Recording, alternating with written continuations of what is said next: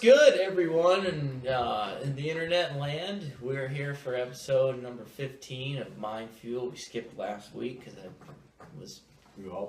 I basically just fucking bailed. We had to hit up Johnny D for his birthday, So we bailed. So it's been over a week since we've done one, but we're back. We're refreshed. We got some fucking shit to talk about. Fucking Supercross is on fire. I'm a little fucking pissed off at the outcome, but that's okay. We're maybe, I don't know if we're qualified to talk about it, but we're going to do some fucking riding tips. I'm just going to throw that out there. And then we're going to talk about guidance and maybe taking opinions and filtering information out to get what you need out of life and kind of be where you want to be.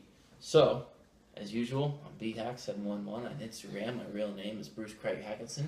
To my right, Matt from M71 Clothing, at M71 Clothing on Instagram, and now I changed my personal account. It's Matt M71, 1T. It'll be easier, man, 1T. How do you spell it, with 1 or 2 T's? My name, just one. Well, technically, yeah. Mateus. Okay. So it's kind of like... I gotcha. It's Matthew in Portuguese, so... Okay, yeah. You haven't adopted the Americanness of the double T's? Dude. I don't see the purpose of the double T's. Yeah, I mean, every time I would tell people my name, they would know what to say or they would know how to say it. So I'm like, all right, so let's just stick to that. Yeah. And anyways, if it's Americanized, it'd be Matt. To my left, the one and only Jake Pogue. Stashosaurus Rex. That's it. Ladies, get on that thing, Hey, that thing. Can you get up close and just show them? No, you can't. We're fucking wired in. Plugged in. We're wired. Well, I'll get a close up somehow. We'll get a close up. We'll throw a close. Jake Pogue, Pioneer Excavation, Pogo J54. That's out it. Here doing it live. That's it. We're doing it. We're not going to get into the mumbo jumbo of what we're doing for the past week. We're going to get straight into the fucking Supercross. We're going to start with the MetLife round, followed by fucking Vegas. Yep. I was at MetLife. It was fucking shitty for Tomac. Not happy with that, dude. The track was pretty rough, huh? The track was fucking rugged as fuck. It was definitely really hard. I mean, even the guys that made the main events weren't doing some of the jumps every fucking lap, which is pretty rare, you know what I mean? Yeah, it's definitely pretty But... So spongy, though. I remember it was like that when I went to East Rutherford in 15. Yeah. It was super spongy. Yeah. Everything. All the transitions were just like gnarly. I think it's where they store the dirt, where you really, I don't know who's going to, store 500 triaxles of dirt in a building all year. Much material. It's got to be 5. I think they did a trivia on it there. I think they said it was 500 or 600 triaxles, which is, what's a triaxle, 12 or 15 yards? 18. 18? Okay, so 500. Yeah, that's a shitload of fucking dirt. Dude, that's crazy. So the track was definitely really rough. Tomac, I don't know, man. He rode like a fucking squid. You got it in his head. You got it in his That's head, all there is to it, man. I've never seen, I'm not bashing him because he's a fucking great rider. I don't know if it was a mental thing that day, but he was not on his fucking game. And he can ride a rough fucking track. We've seen it in the outdoors. We've seen it at Daytona Supercross 2 years in a row. He can ride a rough track. I don't know what happened between that and fucking Frenchie moving over for Dungey to gain him that. He made it look like a mistake. If you look at the pit boards, his mechanic Frankie threw up on there, you're in the lead, but in letters it said Ryan right under it. So he knew what he had to do. He knew he had to move over. Granted, it's a teammate move. If I'm a manager of the team, obviously Roger Koster knows what he's doing. I would have liked to see Muskin win and Dungey work for it, but that's not really how it works. I could see if it was a last round deal, if that was the last round and that came down to the championship, totally move out of the way. I remember similar situations like that with Pastrana and Roncada in 2000, and Fonseca was there, and Fonseca moved over for Roncada to try and gain some points. Kind of a similar thing. That's my take on it. I wasn't too pumped on that. You guys mentioned the Facebook video of Tomac calling him out. I thought that was good. I didn't think that was cocky at all, or any type of rebuttal. It's true, though, man. It is true. His statement is true. He stepped up and he said something. Hell yeah, he did. I guess.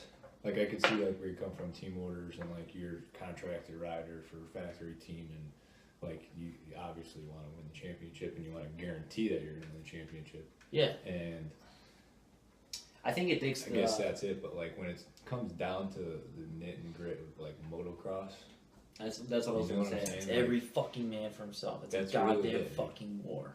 But It's, It's yeah. a war. it is what it is. I can see that was more like a political side of. Well, it's a big motorsport, business, you know? man. I mean, I'm sure they took care of Muskin, like financially speaking, for making that move. For sure. But I mean, at the same time, Muskin's got, he's got 2 Supercross wins? Yeah. It's 450 wins. That Yeah. could have been a third for him, which would have just, which, and he is basically forced. I don't know if they forced him. I'm sure there probably would have been some serious repercussions if he didn't move over. You know what I mean? But he was on fire. He was riding really good. He should have won. I think it was a bad image for himself as a rider and a bad image for motocross. Well, in general. to be honest with you, if Roger DeCoster told me pull over to let Bruce Moto by so he could win national fucking championship for the 4th time, like For the 4th time, exactly. yeah, dude, if that's what you gotta do, I'm here to ride and I'll on this stick to my team values, and man. like, yeah, I'm pretty sure anybody out there would do that if Roger DeCoster told you to pull over to let Ryan Dungey by to win a championship. Yeah. I mean, it is what it is. Dude. There's a lot of money. There's a lot of pressure. It's a lot of, I mean, it is what it is. It's industry. Basically, you know what I'm saying? Like that's big for KTM. But let me put it this way, man. Sometimes when you're working for people, sometimes you do you do things for your boss or you do things for your company, even when you don't want to. Yeah. Just because, a lot of pressure again. Yeah. A bunch of people, saying Yeah. things for you to do. So sometimes you actually catch yourself, because I know I work for people and sometimes I catch myself doing things that I don't want to do, but I do it just because, hey, I don't want to piss off my boss. Yeah, exactly. Exactly. And it's the same thing for those guys. I know they're racing, but at the end of the day, they have a boss. Yeah. I wonder if it's stated now, or it might be stated down the line, if anyone knows professional contracts. I wonder if when you sign a contract, it has a little red fine print. As a teammate, you're required to be a team player in a situation like that. Right. You know what I mean? Maybe, probably, maybe. That might be something to look at down the line. Maybe to kind of shut all the naysayers up, kind of like we're talking shit right now. Yeah. But it might be something that's out there that I don't know about. But You don't really know I what's happening 100% behind the agree with scenes. what Tomac said too, though. yeah, You won because somebody pulled over. basically. And I mean, Like he would have still gotten the lead, right? Even if he had second, Tomac finished eighth. Yeah. Dungey still would have gotten the lead back over Tomac. Yeah. It just would have been a closer points gap coming into Vegas. Well, I believe. Poe, can you look it up on your phone? What the points, the final points were? And I think that fucking Tomac or Dungey only won that championship by 3 fucking points, which was those 3 points that Muskin moved over.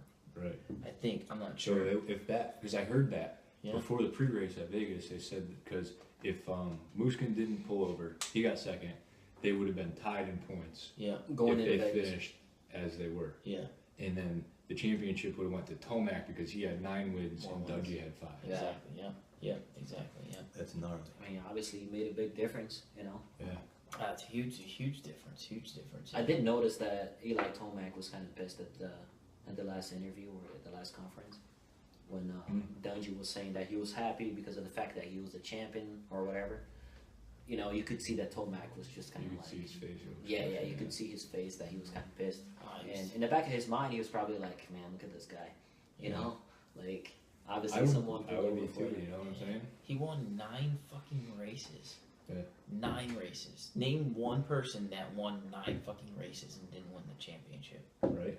That's true. Like, Yeah.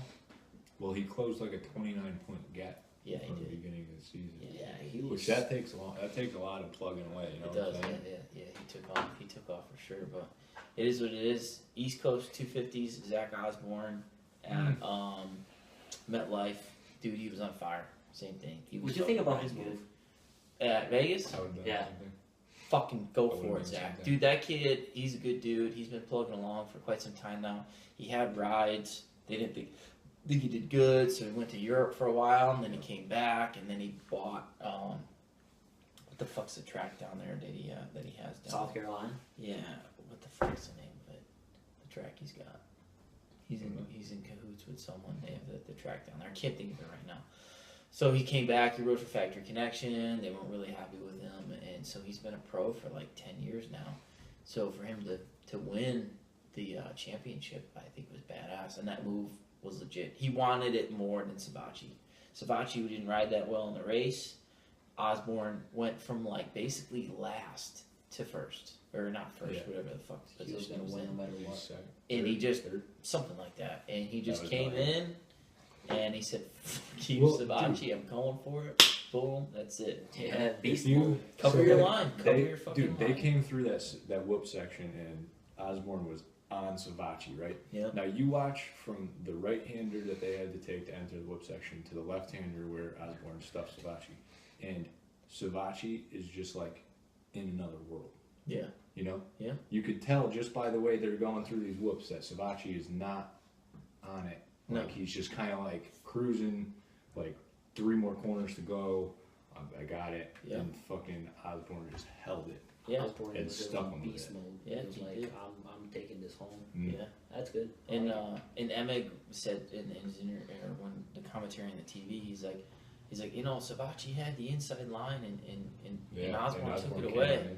I don't think so. If Osborne didn't have, there's fucking hay bales and markers on the track for a reason. Yeah. Savatgy was here in the whoops. Osborne was here and still wasn't on the fucking hay He was bales. threading the needle. So he was using it, and when he came in, I'm pretty sure that from the fucking hay bale or the tough block all the way up to the tough block is part of the track. Yeah. Osborne was on the track. Yeah. You know, they connected, but he wanted it more. There was no. It was the last corner. He said, "Man, that right there is looking at an opportunity in your life and fully taking it." Yeah. If Osborne didn't do that, there's a good chance he'd probably never have a championship. He was just. He looked at it. Yeah. He said, "Dude, if I don't do this, I'm done. I could just settle." So I give him a lot of credit for doing that because he could have hurt himself or whatever. But yeah, he was gonna go all in no matter what. I thought that was fucking great. I thought that was a really good move. Some people might disagree, but hey, man, that's racing. You know what I mean? It is racing. So it's happened to me. I'm sure it's happened to you. I'm sure it's happened to Matt. You know, I've been taken out. People have been taken out. But usually when I've been taken out, I wasn't protecting my fucking line. You know, I wasn't riding aggressive enough. True. So it's probably the Savatgy wasn't even expecting him to come in like that. He was in like fucking 20th, I think, on that first corner. He was far back. He was really far back. Yeah, that's pretty badass. I liked his attitude. Pretty gnarly Supercross season. So we didn't talk about the Vegas 450, man. That was fucking out of control. Yeah. That race right there, and I think I don't know the round, but in 1986, David Bailey and Rick Johnson had one of the most epic fucking battles. I believe it was in Anaheim or LA Coliseum that I've ever fucking seen until the other night. That race was straight up fucking out of control. You had Tomac was up there, Dungey was up there, fucking Josh Grant was up there, Reed was in the mix, and you had Anderson too. All 5 of those could have won that main event, and then Grant snuck up in there too. Grant's been hammering down here later in the year. That was out of control, swapping spots. You know who did good? Dino Wilson. Yeah, Dino Wilson. Yeah. He's a grinder. Yeah. You know what I think is funny, man? Chad Reed, when he wants to step up, he just makes it happen. Yeah, he's like, you know what? I'm gonna make it happen tonight. He was hanging tough.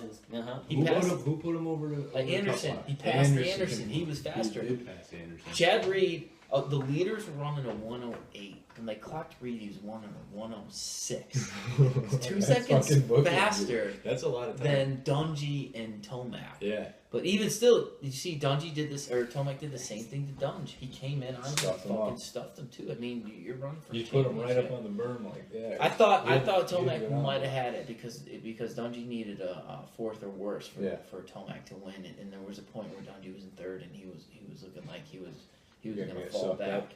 But it didn't happen for. You know the craziest thing about racing, man? I was thinking about it on Saturday before the race before the last race. When it comes to racing motocross, anything can happen.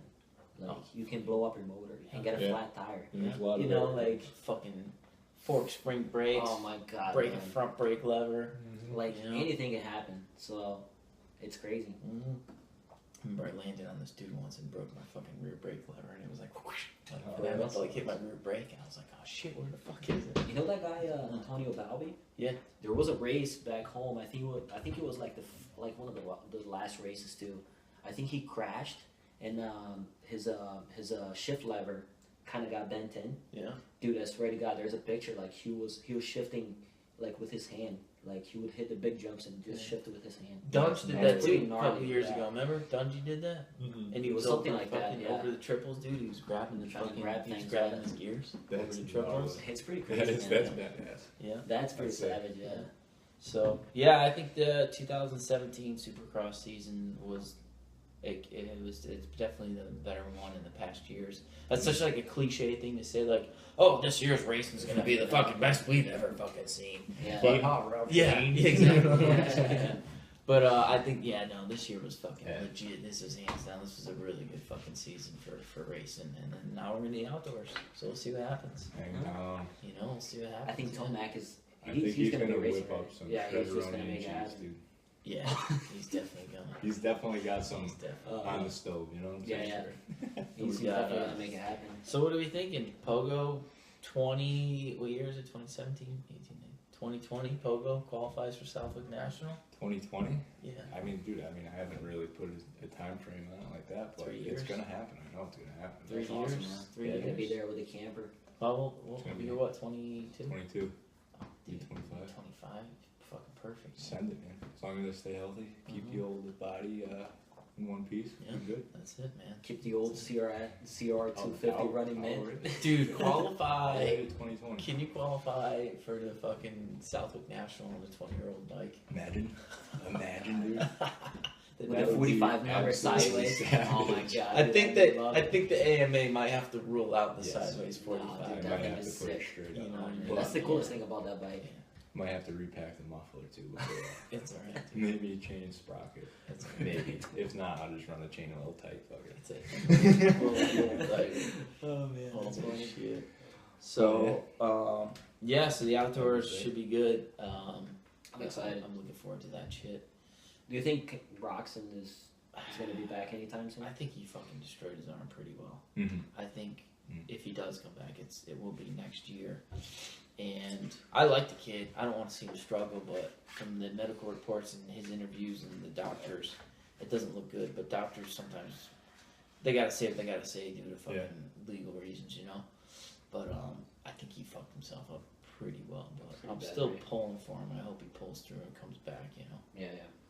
But you've seen some like Rick Johnson in the fucking late '80s had a wrist injury, not similar, but he couldn't ride after that professionally again, you know. So wrists, knees, shoulders, backs, they're usually career-ending injuries, you know. Yeah. Femurs, you know what I mean, tib fibs, whatever. But yeah, usually wrists are pretty serious. So Maybe he'll be shredded next year. hopefully, man. Hopefully, that's all we can hope for. And so now we're gonna go to Pogo's Corner for some riding tips. Oh, I'm doing riding tips. You're Some riding starting. tips, yeah. You gonna hit some riding tips. We were talking about Corner. we're talking about taking corners. Corners? See, corner for go Corner Jump for for dough. show. Corner for dough. or go. For dough. I prefer go. I prefer dough. Okay. Alright. Well, if there's dough at the end of it, Railing. we can run like pizza ruts, dough, Slapping No, ass. dough. Like bread. Like the cheddar. cheddar. You know? Why do all these rappers have such funny name for money? Lettuce. Railing. Lettuce. Slapping ass. But yeah, I don't know. Me and Matt were just talking about practicing. Like, I mean, I shouldn't even be, you know, like you said, I don't know if we're qualified to be giving tips, but like, I can tell you, like, there are things out there, and every rider like knows what to do, or can easily find out how to corner, or can easily find out how to scrub or start or anything. You just apply it and just practice it. It's, you know what I'm saying? You're not gonna get better if you don't practice. Yeah. But Watch. like, yeah, watch faster riders and study it, and that's it. But I mean, I don't think it's right for you guys to say like, "Oh, I'm gonna qualify," because I think that we all got something to learn from each other. Yeah. You know, and I'm sure whatever you say or whatever I say, there will be someone out there that's gonna be like, "Yeah, that, you know, I'm actually gonna try Filtering that, bad advice. and I'm gonna try and see if it works." So. Yeah, I think like taking tips. Like if you can watch a faster rider from a distance and kind of see how he takes a corner or subject. But I found for myself when a faster rider passed me, I'm like, okay, like I see how he's coming in wide here and then kind of hitting the inside and going, you know what I mean? I found that to be super helpful, especially when you're coming in corners. You kind of see them sweep out and come in and how they're doing it, how they're laying it down. I always thought that was super helpful to me. Well, when I was telling you guys earlier today about the way that I was taking turns, kind of like coming at the corner, kind of like triangle style. It's just because when I was growing up, I would watch like the older guys, like the old school guys, dude. Like that's how they used to take corners. They would just like hit the berm, and just like keep the revs up and just like you know what I mean, and just take off. But now you see the new guys, they're just like you can barely hear the sound of the engine. They just kind of like I think the bike has a lot, the 4-stroke has a lot to do with that. You know what I mean? You come in at a 125, sometimes you gotta square it up. You know what I mean? That's true. To get her to get rolling, you know. Well, but I felt like this weekend. Keep her rolling is the thing. Even on the 2-stroke 250, like you gotta keep her rolling. I mean, the 125. Oh my God. Like I'm having a hard enough time trying to go fast on that CR. Like 125s are like mopeds, kind of like the power that's there, the pulling power, the torque is way lower than 250, and like once you get it rolling, you got to keep it rolling. And like when you come into your corner and you square it up, when you hit the top of your square, you're essentially going nowhere. So you're starting from nothing. Yeah, maybe you have a little downward angle from like the back of the berm, but you're essentially starting from nothing all over again. So it's kind of like you go, you stop, and go again. You want to go A to B, but you want to do it in one motion. That's what I was trying this weekend, and it worked, man. I was like, keep the momentum going, taking the outside lines, and just like surfing. Yeah, you keep the momentum in the wave. Just stay on the wall. Yeah, it's actually true, and it's just like I was telling Bruce Moto earlier today. It's just taking the outside line, coming from the outside, which is something that I never thought would work. I tried this weekend and it worked, man. It was good. Momentum was like the hardest thing for me to learn because I always rode like I never like upshifted much. Right. I would just like stay in second or third and just like fucking keep hold her whip. Yeah, dude, just rev limiter and just use my clutch. Yeah. It worked out for a while, and then like the faster I got, the more I rode with faster guys. It stopped working. Yeah, because those dudes are riding that momentum. Yeah, and then and I remember fucking really, it's probably like 21, 22, really starting to understand momentum. Yeah. Being like, oh wow, like instead of like just like fucking blah, shift up and kind of not roll into a corner, but kind of hold a little more speed and kind of just instead of just being like back through a corner. What I noticed too is like, because riding the CR, the responsiveness of the brakes from the CR to my 450, it's like night and day. There's no response in the brakes on 250, and at first I was like, Jesus Christ, this sucks. Like, this fucking bike's a piece of shit. Do you feel like your entrance, your teachers, you got to carry momentum because you don't slow down as fast, but you just trust your tires and you trust that you're in good body position to where you're not going to lose the front end, and then you just slide the brakes. And like when I was at Walker's, he was like, don't lock up the fucking back brake. Because every time you lock up the back brake, once you release the back brake and your tire spins again, it fucking kicks you. And especially if you're coming into a corner with breakers and you're locked up skidding over the breakers and you let go and it kicks you and hits a breaker, that's when it really sends you. And like it just totally. You know, one thing that I noticed. Remember that time that we were at Dillon? Remember that left burn right before the big jump where we were standing? I noticed like a bunch of guys as they were going on that burn, they were kind of like slightly hitting the rear brake. Yeah, they ride the brake. It keeps the tire track. I was like, wow, that's pretty cool. On the ground. Same with your front brake too. You can like more of a tighter corner. You can hold your front brake just a little bit coming into a rut, and it kind of plants your front tire from slipping out just a little bit. That's a little tougher. Even flat corners too with the front brake, because you could just not too much where you can feel your rear tire spinning, because you can't. I remember first trying to learn that and like hitting it and like going and then like feeling my rear tire spinning in the rut because I'm holding too much front brake, but just enough, just a little drag to keep your front tire in that rut, Pogo, I got a question. Do you feel a big difference in power between the 450 and the 252 stroke. Because I remember that video that James Stewart posted on YouTube. He was like hauling ass on a 2-stroke, yeah. And then he was saying that the bike was slow. He was like, yeah, man, this thing is... Yeah, when he first got in Yamahas, right? Yeah, because those bikes are definitely fast. Mm. Like, do you feel a big difference, though? Yeah, oh yeah. Yeah. You feel like the you two... can't even compare it. Yeah, the 2-stroke is a lot slower. Yeah. Yeah. Yeah. Yeah, that's crazy. 100%. Especially like Southwick. Yeah, oh yeah. Some like that, the south, like, you know how like where the main spectator area is, where that left-handed sweeper is? Mm-hmm. Yeah. You go down, up, and it's an S section, then it goes up that hill right there. Uh-huh. The freaking Oh, CR, man. man, was barely making it up that. Oh, like, yeah. if I didn't hit that corner before it just right and Yeah. keep my momentum up, Yeah.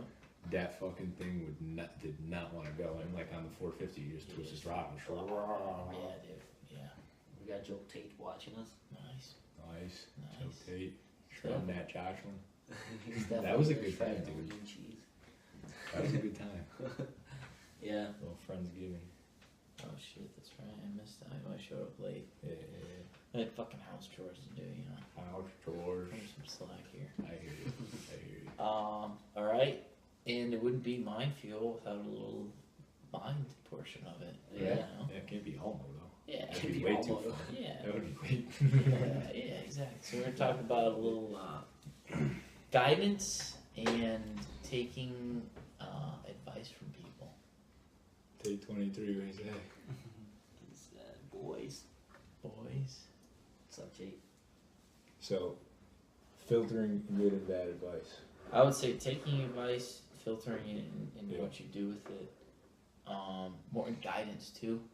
I feel like finding the right people to guide you in the proper direction is super important. It's personally to me, I'd rather have somebody not guide me than give me the wrong direction. Oh yeah, I agree with that. I agree with that. I was reading an article on stock trading. I do like to do a little stock trading on the side, folks. Smart guy. This guy, he's a smart son of a bitch. This kid knows how to make some money. And I was reading an article, and this kid told his dad he was gonna, and this was back in 2007, he was gonna invest $5,000 into Netflix stock. Mm-hmm. And his dad's like, "Don't do it. That's stupid. That's probably the dumbest fucking thing you could do. This is just a mail order DVD. Blockbuster always reigns supreme." So, long story short, he didn't do it. If he were to do it, when the stock hit, I forget which year it was, 2012 maybe, a $5,000 investment would have made him $175 grand on $5,000 just for being patient. Being patient. Yep. And fucking sitting on it would have made him $5 grand. But the moral of the story was, in a stock trading instance, it's better to get advice not to do something than to get bad advice to do it. Mm-hmm. So in a situation like that, you gotta kind of give and take a little bit. But personally, for me, I kind of the same thing. I'd rather not get guidance from somebody that I think's not doing it than get it at all. I'd rather figure it out myself Right. than get bad guidance Yeah. from someone. 100%. And opinions are fucking huge, man. And everyone's got an opinion. I have one. Matt's got one. Jake has one. That I think mentally and use your gut, you have to know whose opinion to take. You know what I mean? Yeah. And that comes down to a lot of shit. You know, if you listen to anyone, you could get fucking thrown way off. You know what I mean? I feel like guidance is very important in life. I didn't have a lot as a kid. I kind of just figured shit out on my own. And the older I get, it's funny. I did this crazy exercise, and like you wrote down like all sorts of shit on these cards, and like at the last card, it tells you kind of what the purpose of your life was. And it was the moral of the story was what you did not get when you were younger is the gift that you should give back to the world, and mine was guidance. Right. And it was crazy the way it kind of fucking the way Came together. Yeah, the way it kind of worked out, because you're actually it kind of gives you, because you've always been looking for it your whole life, so you kind of like have the credentials to give it out now because you Right. kind of know what it is. Yeah. I thought that was pretty rad. It was a cool little thing. So guidance is darn like guys. If you guys have any experience with bad guidance, good guidance, okay, or some good opinions you got from people that helped you out. You know what I mean? I think when it comes to guidance, you obviously if you're asking guidance or if you're asking advice from people that you already trust or that are into the same kind of stuff that you're trying to achieve is different. Yeah. You know what I mean? Like when I first started with M71, I still do, but I ask a lot of guidance or not a lot of business advices from Brian, from Camera Monster, because he's already in the business, so he knows what he's gonna tell me. Yeah. So it's something that I can apply for my business. He figured it out. Exactly. You know that he knows. Yeah, I'm not gonna ask like, you know. He's not just a headline reader. He's the actual. He's the actual doctor. He's actually doing it, and that's what you just touched on exactly what I get to. You're taking advice from someone that is literally in the fucking trenches. Exactly. You don't want to ask an advice from, you know, someone that's like living the American dream, you know, going the 9-to-5 job, like just doing the security thing, because they don't know. Because like what they really want is just like, you know, the security of having a job or having the benefits or having whatever the hell they're trying to get from a job that they hate, you know. So you don't want to get advice from those guys, because they're going to be like, no, you gotta get you have to get a job from, you know, a certain company that's going to give you benefits. Yeah. And then if you ask someone that's trying to do the same, or that's doing the same thing that you're trying to do, they're going to tell you otherwise. They're going to tell you something completely different. They're literally going to give you the advice that you can apply for what you're trying to do. Yeah. So you just have to be careful with, you know, like, again, I think the advice is good when you're asking someone. Not when you're just like trying to listen to someone. You know what I mean? I think what you hit was literally like that's like what I was trying to get portrayed is don't take advice from people that aren't where you want to be. Yeah. You know what I mean? So for me, I'd want to look at someone that's been in the marketing business for 10 years prior that has a successful company. I'll take that guy's advice all fucking day long. If I was 10 years younger than me now, and someone was asking me advice on how to run a marketing business, I wouldn't feel entitled that I could help them out yet. I have not created a super successful business yet. So I think, you hit that point, find people that are doing what you want to do and replicate that, if not, and get their opinions. If you can talk to them and reach them. Or, I mean, you could even, take an opinion as a whole and like break it down and take parts of it and apply that to your opinion and make it work, and just kind of like use it to fuel. Yeah. Well, look at like what you just said. You drove to Georgia to hang out with Matt Walker to get advice and opinions on riding. Like Matt Walker did it. He rode for factory teams. He won main events. He won nationals. Like, you couldn't have picked a better person to get advice from. Exactly. If I were to go out and train you, it'd be complete fucking horse shit. You know what I mean? Compared to Matt Walker, dude. So he's been there. He knows it. That's it. Yeah, exactly. He knows it in and out. And if you can't, it's funny too, because there's a lot of people that I look up to that I can't get advice from. I can't go hang out with so and so, or they could be dead or whatnot. But at the same time, there's books, there's YouTube videos now. You can get all sorts of, read somebody's book. If you want to be a financial investor, go out and read Warren Buffett or Charlie Munger's books. They're fucking great. They will teach you what you need to be taught. You're taking opinions from successful people that have done things where you want to be, So I just thought, I don't know. That was one of the things I've been thinking about a lot lately. It was taking guidance and filtering it out and stuff, And when you're in an everyday situation in society, you're exposed to hundreds of people. You get hundreds of opinions in a day, and it can really wear on you mentally. So you have to you have to stay focused on what you want and where you want to be, and you have to have a huge filter, because it can really fuck with your brain after a while. Oh yeah. Like trying to stay positive. If you're like positive person, but you're around negative people all day, it's a fucking battle. I deal with it fairly often, and it's so fucking hard, and you just get beat down and beat down and beat down by negativity, and you're like, and then you gotta fucking try and figure out how to stay positive, being negative. So I don't know.